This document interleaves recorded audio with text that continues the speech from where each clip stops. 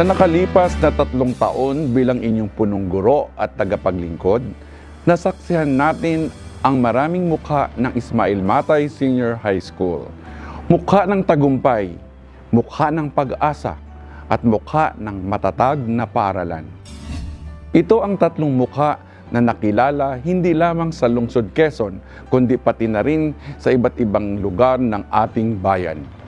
Subalit ang lahat ng ito ay hindi tagumpay ng iisang tao. Ang lahat ng mga ito ay tagumpay ng iba't ibang mukha sa ating paaralan.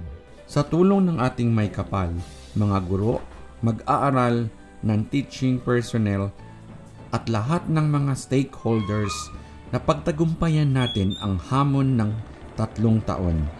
Bilang isang punong guro, napatunayan ko na ang Ismail Matay Senior High School ay hindi lang basta paaralan. Ito ay isang komunidad na patuloy na nagpapanday ng galing ng bawat Ismaili. Sa kagalang-galang na Vice Presidente ng Pilipinas, kalihim ng Kagawaran ng Edukasyon, Honorable Zara Z. Duterte. Sa aming butihing Regional Director, Dr. Jocelyn Andaya, sa masipag na Schools Division Superintendent, Ms. Carlene S. Sedelia, CESO 5. Gayon din sa aming pinakamamahal na City Mayor, Honorable Joy Belmonte, at supportive na Congresswoman, Honorable Marvic Copilar. Sa lahat ng mga government officials at mga matatag na DepEd personnel, magulang, guro, at mga mag-aaral na kasama namin ngayon, isang magandang araw.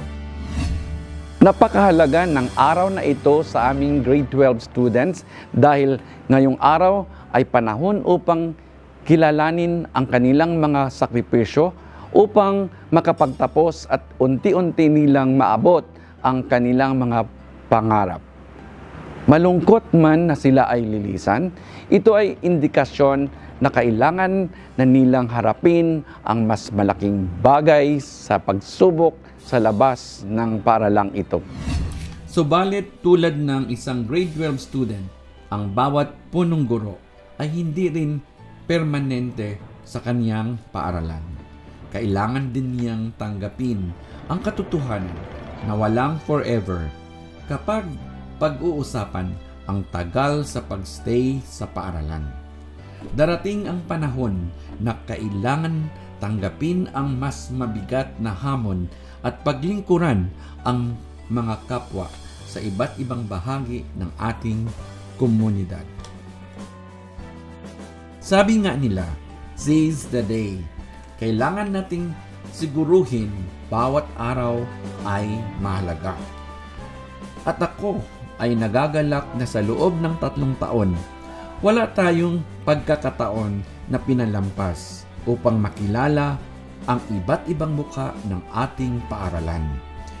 Mukha ng tagumpay, mukha ng pag-asa, at mukha ng matatag na paaralan. Bilang mukha ng tagumpay, napagtagumpayan natin na maitaas ang enrollment rate ng ating paaralan.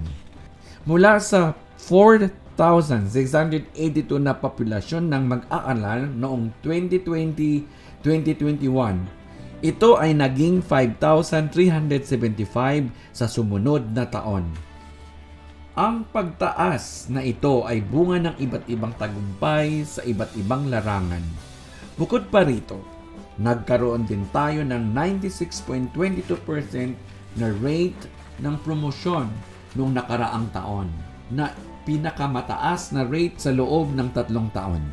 Ibig sabihin, maraming mag-aaral ang na-promote sa susunod na antas ng kanilang edukasyon dahil sa kanilang mga advisor at subject teachers. Dahil sa galing ng ating mga guro, ang rate ng dropout noong nakaraang taon ay umabot lamang sa 0.24%. Ito ang pinakamababang bilang ng dropout rate sa loob ng 3 taon. Ang mga numerong ito ay patunay na isang mukha ng tagumpay. Ang tagumpay na ito ay dahil rin sa ating mga guro at magulang na hindi iniwan ang bawat Ismailian. Ilan din sa mga dahilan na patuloy na pagpili sa ating paaralan ay ang mga makabuluhang proyekto at programa ng bawat departamento sa ating paaralan. Ang Filipino Department, halimbawa, sa pangunguna ni Ginoong Rinaldo Berona, ay nagtagumpay na nailunsad ang KKK, Kagandahan, Kalinisan, Kaligtasan, para sa Model Classroom. Ang mga guro at mag-aaral ay nagtulungan upang mapanatili ang kalinisan ng ating paaralan. Nakita ng mga Ismailian ang halaga ng maayos at malinis na kapaligiran sa pag-aaral. Sa simula pa lang, ito ay para lamang manalo sa kompetisyon. Ngunit, tinuruan ang ating mga mag-aaral na maging disiplinado sa lahat ng oras, kahit wala ang paligsahan. Ito ang halaga na naiparating sa ating mga mag-aaral. Maging malinis para sa sarili at para sa kapaligiran. The English Department, on the other hand, tirelessly pushes for the improvement of students' reading levels. We understand that Philippines lags behind in reading comprehension. Some high school students are still at the reading level of elementary students. This fact is truly alarming. However, under the leadership of Mr. Rex Arcadio Santiago II, the department is doing everything possible to monitor and provide necessary assistance to our students who are struggling with reading. With the help of parents, guardians, and interested parties, we know that we can easily address issues related to reading in the country. Aside from literacy issues, the school also works on programs focused on enhancing our students' numeracy skills.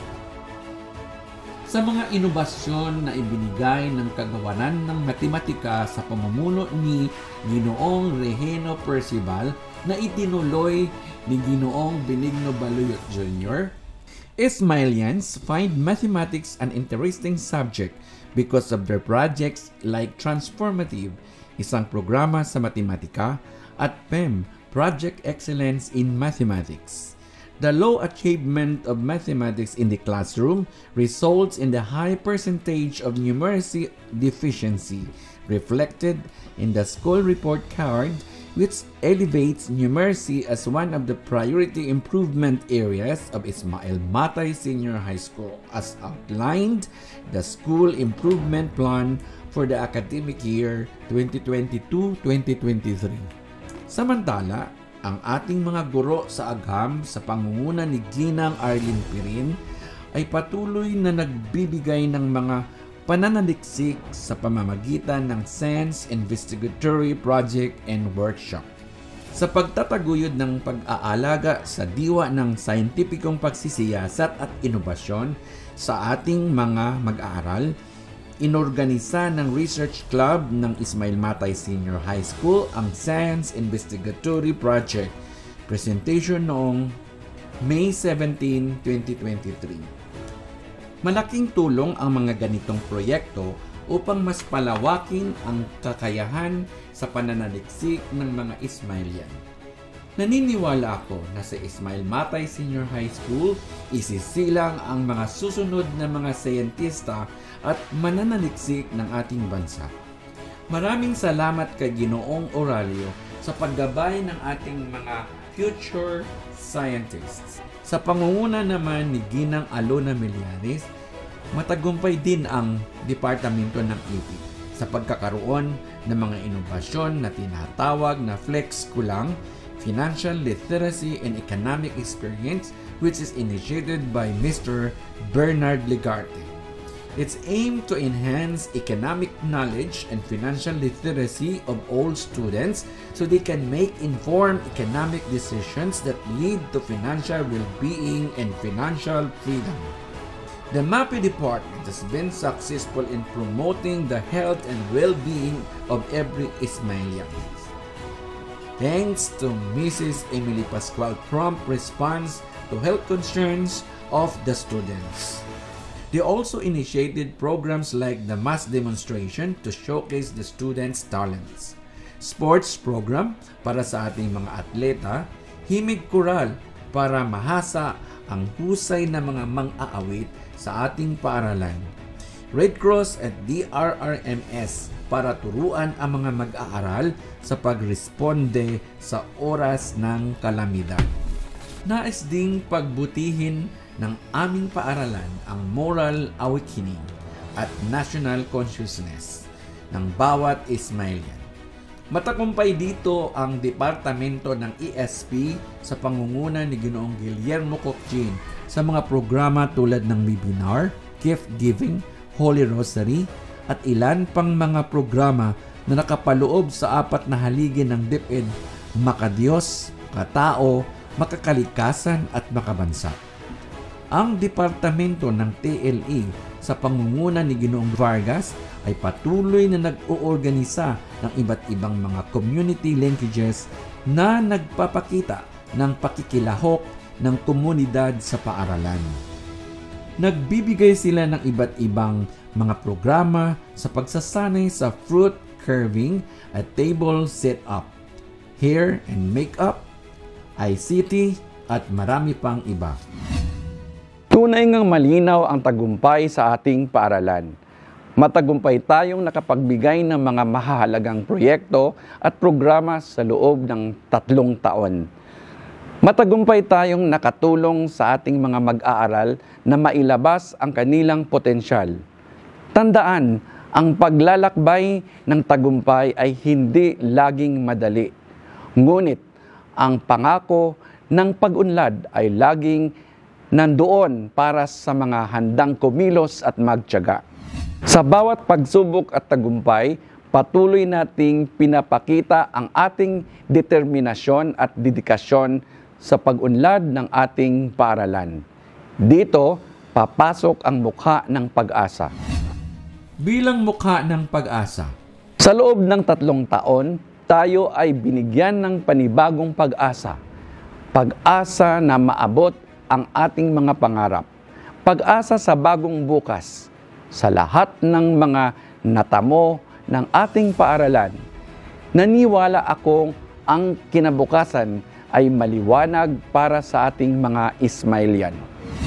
mayroon tayong pag-asa sa larangan ng pagsusulat.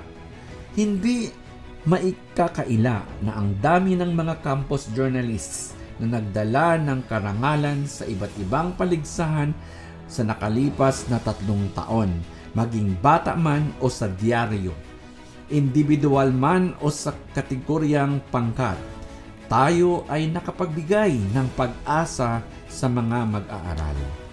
Ang sandigan, ang opisyal na pahayagan ng Filipino sa pangunguna nina Ginang Bernadita Moron at Ginoong Noli Alcoriza, ay patuloy sa pag-produce ng mga kampyon sa iba't ibang larangan. Sila ay nakapagbigay ng pag-asa sa mga mag-aaral na nangarap at mapaunlad ang talento sa pamamahayag. Sa loob ng 3 taon, nakapagbigay pag-asa din tayo sa mga English journalism students sa pangunguna ni Mr. Ramil John P. Magno.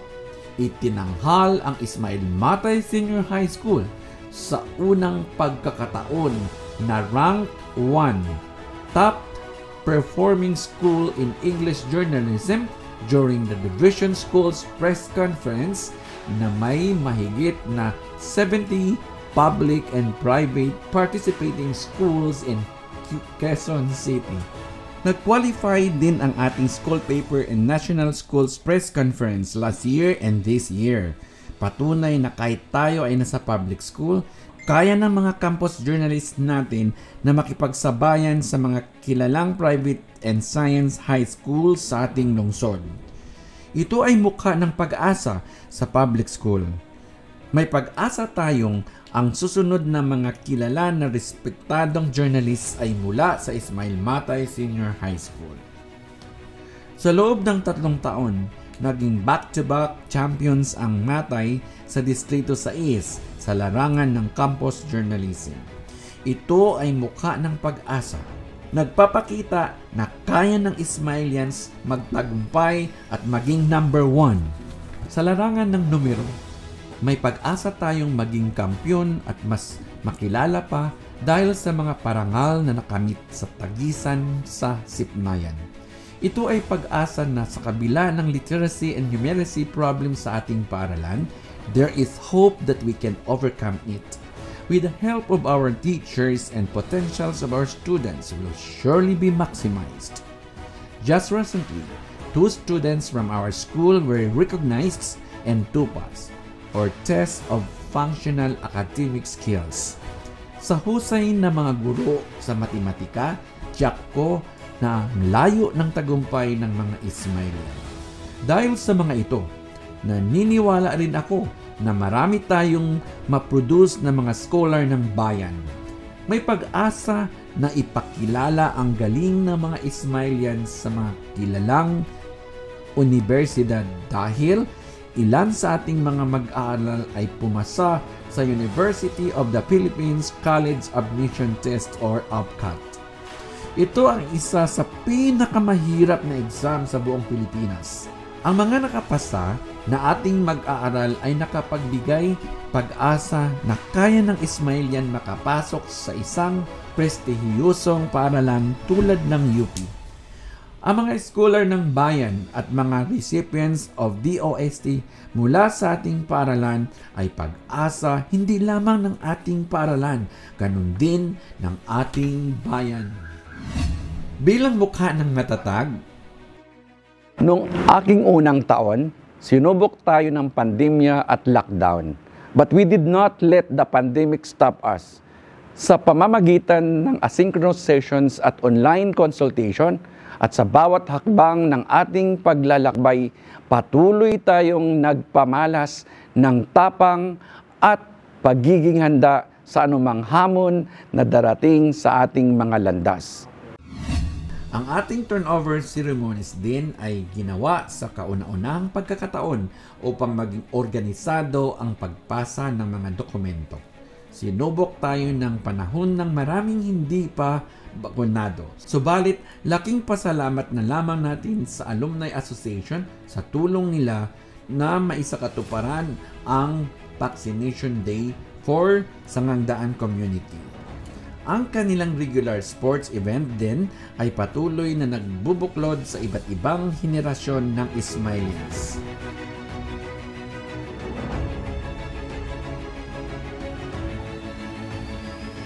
Ang ating mga retired teachers through the Ismail Matay Senior High School Retired Teachers Association ay patuloy sa nagpapatatag sa ating paaralan. Maliban sa mga pagkain at uniforme, nagbibigay din sila ng mga monthly allowance sa mga karapat-dapat na mga mag-aaral ng Ismail Matay Senior High School. Noong school year 2021-2022, mayroon silang 76 na mga scholar at ang bilang nito ay tumataas taon-taon.